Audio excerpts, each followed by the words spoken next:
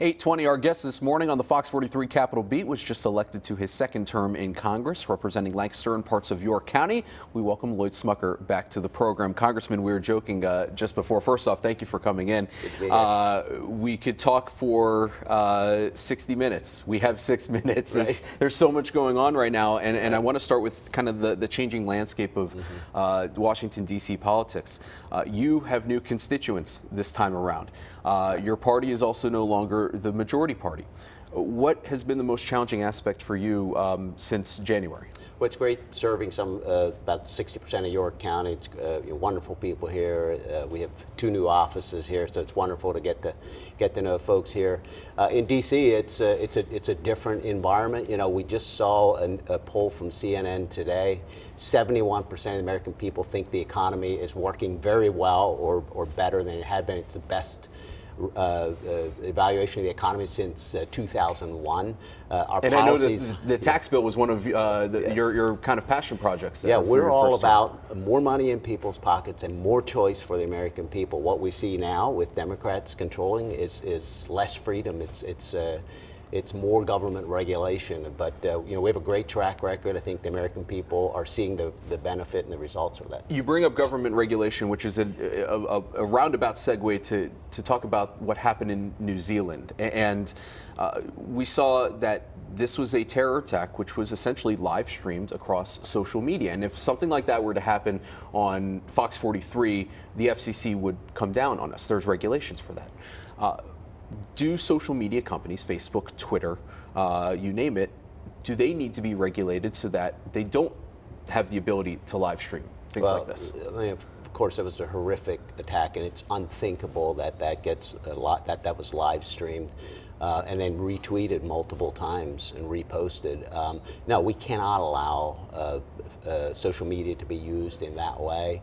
These companies need to ensure that there are filters in place that would prevent that. If they can't do it, then I think we have to look at how we think about social media. So we just simply cannot give killers that kind of platform. This type of killing was a rarity in New Zealand, and unfortunately it's all too commonplace here in the United States.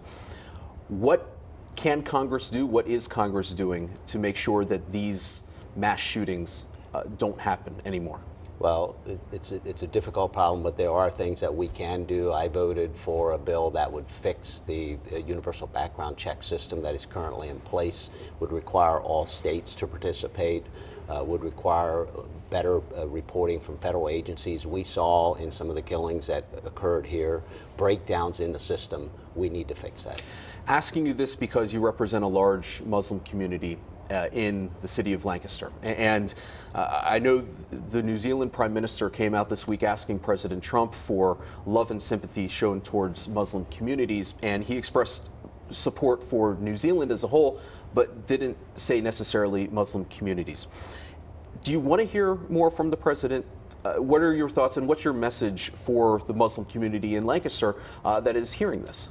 Do have a strong Muslim community in Lancaster, friends of mine, working to bridge those, what we sometimes see as divides between people of different religious faith, different cultures. It's important that we continue to do that.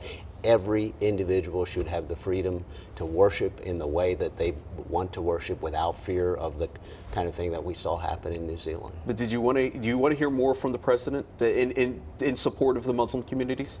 I think it's important. I think the president, of course, has spoken about the Muslim community, should continue to do so. Every one of us should recognize that we are a country with freedom of religion.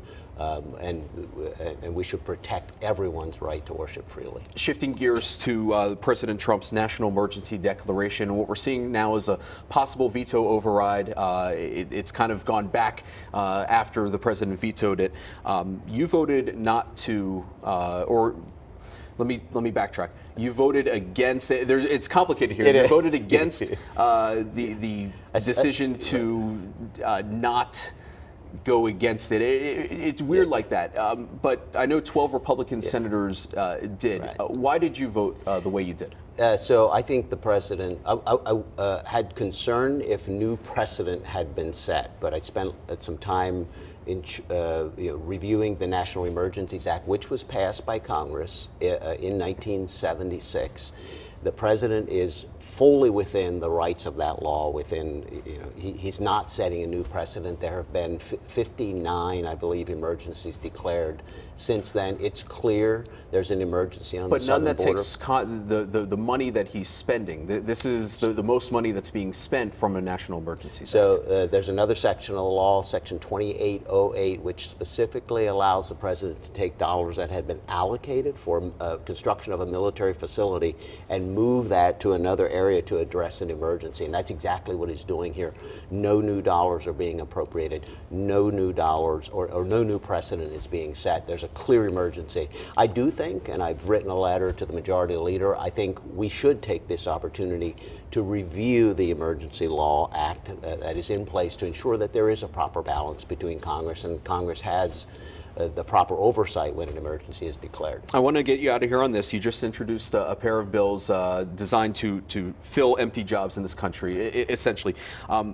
Just reading over it, explain how this would impact people in the United States who aren't citizens but currently on visas. Over 7 million jobs available today. Two bills. One would incentivize businesses to invest in the workforce development and education, apprenticeship programs, career and technical education, and so on. The other would provide a legal visa program. It would eliminate illegal immigration, but provide for a visa program for a variety of industries who simply cannot find people today to fill the spots that they have available. We have a great economy. We have to keep it going, and to do that, we have to address some of the workforce shortages that we have. Congressman Lloyd Smucker, thank you so much for spending your time with us here on the Fox 43 Capitol Beat this morning. We'll be right back with more Fox 43 Morning News.